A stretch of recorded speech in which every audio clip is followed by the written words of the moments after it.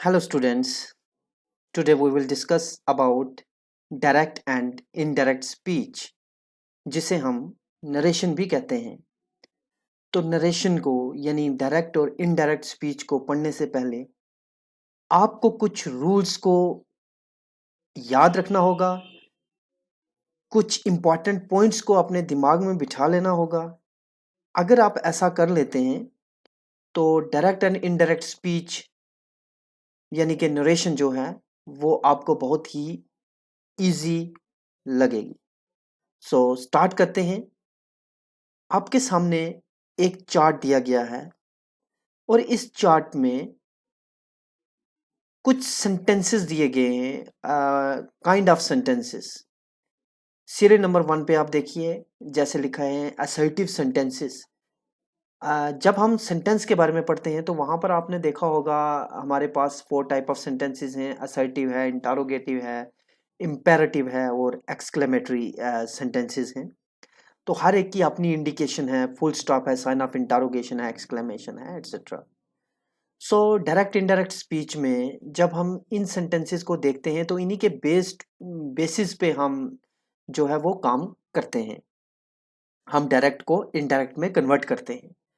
तो assertive sentence में अगर हम देखें तो जब असर्टिव सेंटेंस में डायरेक्ट स्पीच में सेज टू, से, सैड और सैड टू हमारे पास आते हैं, तब हम उन्हें इनडायरेक्ट स्पीच बनाने के वक्त टेल्स, टेल, सैड और टोल्ड में चेंज करते हैं। ओके, उसी तरह से सीरियल नंबर 2 आप देखिए, इंटरोगेटिव सेंटेंसेस। इंटरोगेटिव सेंटेंसेस में भी ऐसा ही है। जब हम डायरेक्ट स्पीच में सैड और सैड टू को देखते हैं, ओके, जैसे जब हम सेंटेंसेस पढ़ेंगे तो ये तो एक एक चीज़ वहाँ पर क्लियर हो जाएगी, बट यहाँ पर मैं सिर्फ आपको एक नटशल देना चाहता हूँ, रूल समझाना चाहता हूँ कि सैड और सैड टू जब आए इंटरोगेटिव सेंटेंसेस में तो उन्हें आस्क्ड, इंक्वायर्ड एंड डिमांड में चेंज किया जाता है। ओके, नाउ इंपेरेटिव सेंटेंसेस जो कि सैड और सैड टू को order, told, advice, forbid, requested, bagged, asked etcetera में चेंज करते हैं हम। नो एक्सक्लेमेटरी सेंटेंसेस में भी इसी तरह से ही सैड और सैड टू को एक्सक्लेम्ड विद जॉय या सारो या विश्ड या प्रेड एटसेट्रा में चेंज किया जाता है। ओके, तो इनमें एक खास बात का ध्यान रखना होता है कि असर्टिव सेंटेंसेस में जो सेंटेंस का जब एंड होता है तब वहां पर फुल स्टॉप का यूज किया जाता है। देन इंटरोगेटिव सेंटेंसेस में we always use sign of interrogation at the end of the sentence. Then imperative sentences में हम ये साइन एक्सक्लेमेशन का और साथ में हम या तो डॉट से भी, फुल स्टॉप से भी इसको एंड कर सकते हैं। उसके बाद एक्सक्लेमेटरी सेंटेंसेस में तो सबको पता है कि इसको साइन ऑफ एक्सक्लेमेशन से ही एंड किया जाता है। नाउ नेक्स्ट हम देखेंगे चेंज ऑफ वर्ड्स, कि वर्ड को किस तरह से चेंज किया जाता है, कौन से वर्ड को किस वर्ड में चेंज किया जाता है while making indirect speech. Now को देन में चेंज किया जाता है, दिस को दैट में चेंज किया जाता है, हियर को देयर में चेंज किया जाता है, देयर को दोज में चेंज किया जाता है, दस को सो में चेंज किया जाता है, टुडे को दैट डे में चेंज किया जाता है, एगो को बिफोर में चेंज किया जाता है, tomorrow next day, yesterday previous day, last night previous night, next week following week, will को वुड में, शल को शुड में, कैन को कुड में, मे को माइट में, और भी इसी तरह से काफ़ी सेंटेंसेस जो हैं जो हम इस तरह से चेंज कर सकते हैं या हम चेंज करते हैं।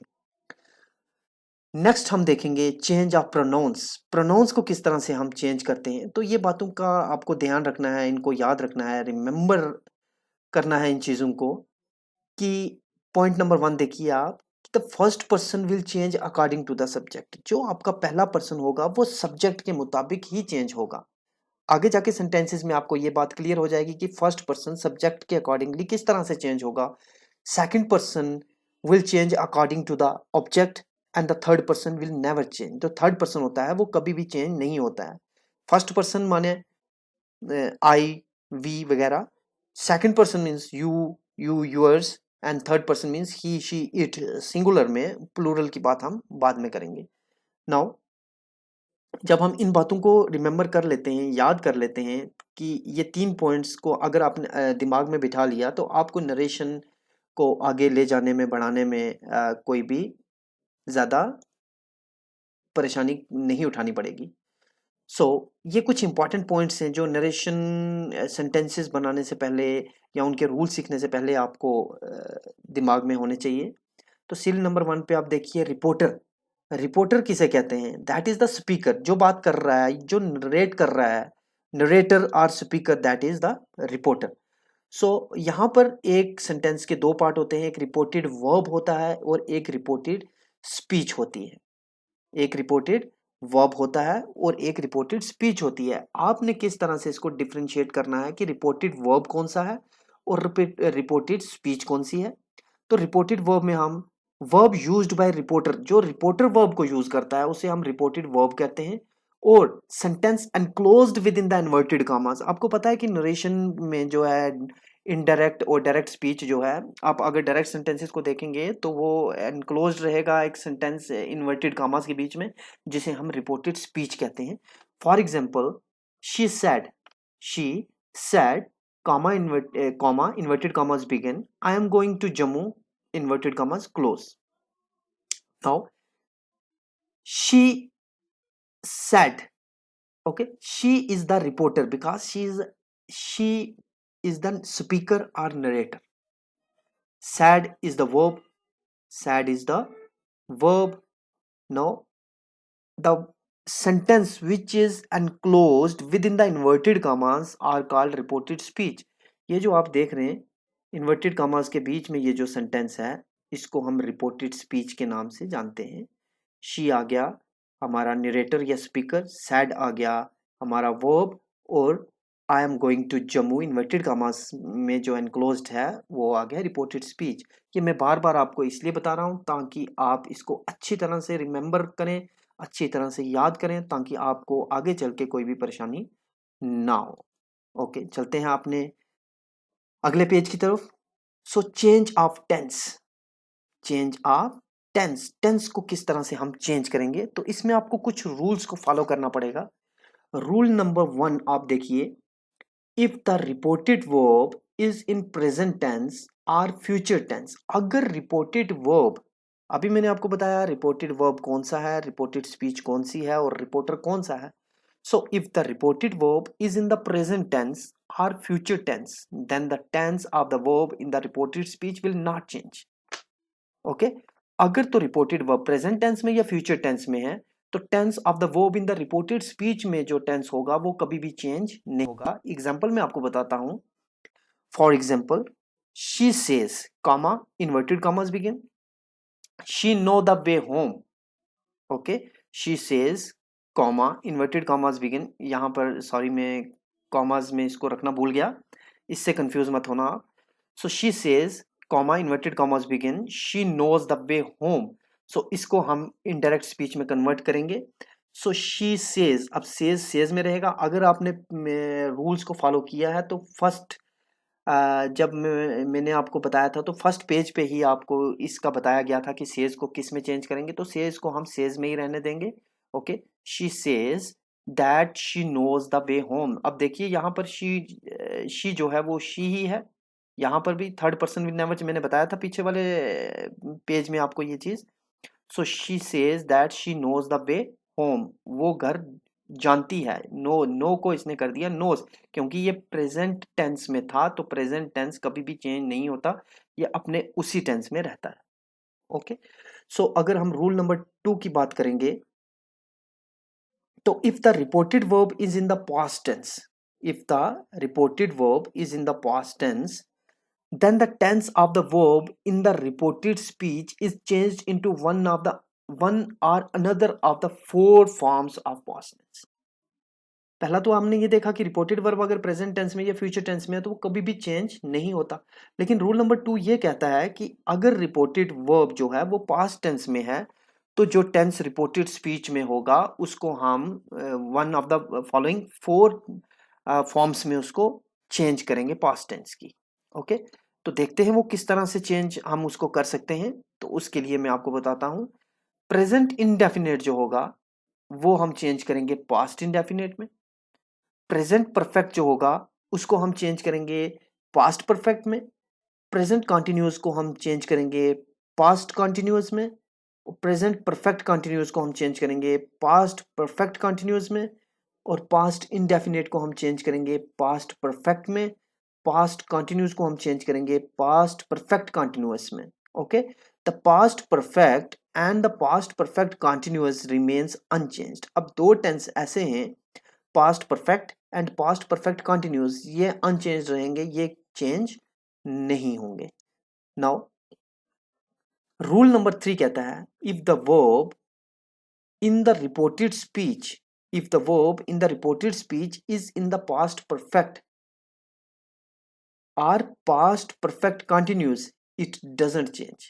अगर हमारा verb जो है, हमारा रिपोर्टेड वर्ब जो है वो पास्ट परफेक्ट या पास्ट परफेक्ट कंटिन्यूअस में है तो वो चेंज नहीं होता। इसकी एग्जांपल हम आगे चल के देखेंगे। सो रूल नंबर 4 कहता है if the reported speech contains the universal truth. अगर रिपोर्टेड स्पीच में यूनिवर्सल ट्रुथ है, अगर रिपोर्टेड स्पीच में यूनिवर्सल ट्रुथ है, then the tense will not change. उस समय भी टेंस चेंज नहीं होगा।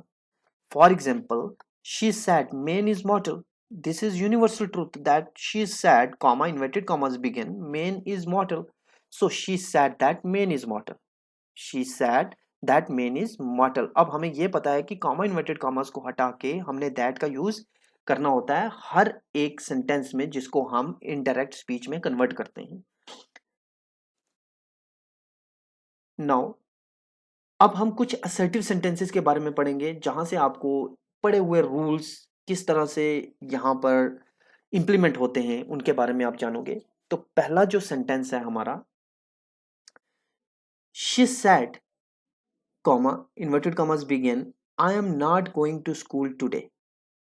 उसने कहा कि मैं आज स्कूल नहीं जा रही हूं। इसको हम इनडायरेक्ट स्पीच में कन्वर्ट करेंगे। तो she said that she was not going to school that day. मैंने कहा था कि प्रेजेंट इंडेफिनेट जो है वो किस में चेंज, प्रेजेंट कंटिन्यूअस जो है वो किस में चेंज होगा, पास्ट कंटिन्यूअस में। तो पास्ट कंटिन्यूअस का रूल क्या है, अगर आपको आपने टेंसेस के बारे में पढ़ा है, टेंस के बारे में पढ़ा है तो आपको पता है कि पास्ट कंटिन्यूअस का रूल क्या है। वाज के साथ वर्ब की फर्स्ट फॉर्म के साथ आईएनजी का यूज होता है। तो she said comma inverted commas become I am not going to school today. तो she said that he was not going to school that day। I, the first person will change according to the subject। Okay, तो subject यहां पर क्या है, he है, तो इसी के मुताबिक फर्स्ट पर्सन चेंज होगा, दैट इज आई का बन जाएगा he. So the first person will change according to the subject जो हमने पहली स्लाइड में देखा था। So she said that he was not going to school that day. इनको भी हमने चेंज किया था, प्रीवियस पेजेस में हमने देखा कि किस तरह से हमने वर्ड्स को चेंज किया। वो आप वहां से दोबारा से देख सकते हैं और उनको क्रेम कर सकते हैं। ओके, सेंटेंस नंबर 2 में हम देखेंगे she said to Ramu comma inverted commas begin you are not doing your work. तो ये टेंस किस में है, you are not doing your work, present continuous again. So इसको हम चेंज करेंगे शी टोल्ड रामू। अब आप अगर देखेंगे वहां पर तो सैड टू को हमने किस में चेंज किया, सर्टिव सेंटेंसेस में, तो उसको हमने टोल्ड में चेंज किया था। सो शी टोल्ड रामू, उसने रामू को बताया, sorry he told Ramu, comma inverted commas को हटा के हमने दैट का यूज किया, that he was not doing his work. Again इसको प्रेजेंट कंटिन्यूस को हमने पास्ट कंटिन्यूस में चेंज किया, that he was not doing his work, was not doing his work. तो यहां पर भी जो हमारा ही है वो यहां पर यू था, तो second person will change according to the object. तो ऑब्जेक्ट कौन है, रामू, तो रामू कौन है, so that is the also he. So he said to Ramu, he told Ramu that he was not doing his work। The second person will change according to the object। ये object के हिसाब से change हुआ। और जब ही हम assertive sentences में जब भी हम इसको इनडायरेक्ट स्पीच में कन्वर्ट करते हैं तो एंड हम इसका फुल स्टॉप से ही करते हैं। ये भी मैंने आपको पहले बताया है। पॉइंट आप देखिए, I says comma inverted commas begin I am the best in the world. So इसको आप जब इनडायरेक्ट स्पीच में बनाएंगे तो I says that I am the best in the world, क्योंकि ये प्रेजेंट टेंस में है तो प्रेजेंट और फ्यूचर मैंने आपको बताया कि वो चेंज नहीं होता। सेंटेंस नंबर 4 आप देखिए, I said to Afzal comma inverted commas begin you can not please your officer. You can not please your officer.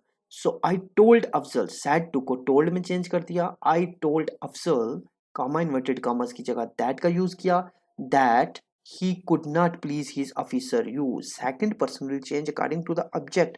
तो ऑब्जेक्ट कौन है? अफसल है, तो अफसल की जगह पे यहाँ पे कौन सा प्रोनाउन आएगा? ही आएगा। So I told Afsal that he can not की जगह यहाँ पर क्या लगेगा? Could not. प्लीज योर की जगह क्या लगेगा? हिज, उसका ऑफिसर। ओके, सो इस तरह से हम इनको चेंज करके असर्टिव सेंटेंसेस को इनडायरेक्ट स्पीचेज में कन्वर्ट कर सकते हैं। सो नंबर 5 जो है, ही सैड टू मी, उसने मुझसे कहा comma inverted commas begin he should go to Shimla tomorrow. He should go to Shimla tomorrow. Now इसको जब उसने इनडायरेक्ट स्पीच में चेंज किया, so he told me that he would, should को किस में चेंज कर दिया? वुड में। He would go to Shimla next day. Tomorrow को हम किस में चेंज करेंगे? नेक्स्ट डे में चेंज करेंगे। तो इस तरह से हम असर्टिव सेंटेंसेस को इनडायरेक्ट स्पीच में कन्वर्ट कर सकते हैं। Thank you very much. For more videos keep watching my channel.